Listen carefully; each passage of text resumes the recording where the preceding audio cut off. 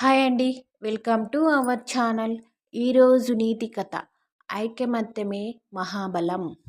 అనగనగా ఒక అడవిలో 4 ఎద్దులు కలిసిమెలిసి ఉండేవి. అవి ఎప్పుడూ ఒకే దగ్గర మేత మేస్తూ ఉండేవి. ఎక్కడి వెళ్ళాలనిపించినా 4 కలిసిమెలిసి వెళ్ళేవి. ఆనందంగా జీవిస్తూ ఉండేవి. ఒకనాడు ఒక సింహం ఆ దారిన పోతూ ఎద్దులను చూసి ఇలా అంది. నాకు మంచి విందు భోజనం లభించిందని అనుకుంటూ మేయుచున్న ఎద్దుల వద్దకు గాండ్రించుకుంటూ వచ్చింది. సింహం రావటం గమనించిన ఎద్దులు భయపడక 4 ఎద్దులు కలిసి తమ వాడి కొమ్ములతో సింహంపై దూకాయి. 4 ఎద్దులు కలిసికట్టుగా సింహంపై పడగానే సింహం భయపడి పారిపోయింది.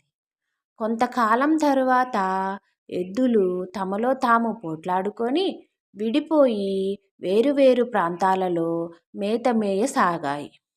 ఈ విషయం తెలుసుకున్న సింహం ఒక్కొక్క ఎద్దును వరుసగా విడివిడిగా చంపి తిన్నది. ఈ కథ ద్వారా తెలుసుకున్న నీతి ఏమిటి అంటే అందరూ కలిసిమెలిసి జీవించుటలో ప్రమాదాలకు తావులేదు. ఈ కథ విన్నందుకు ధన్యవాదాలు.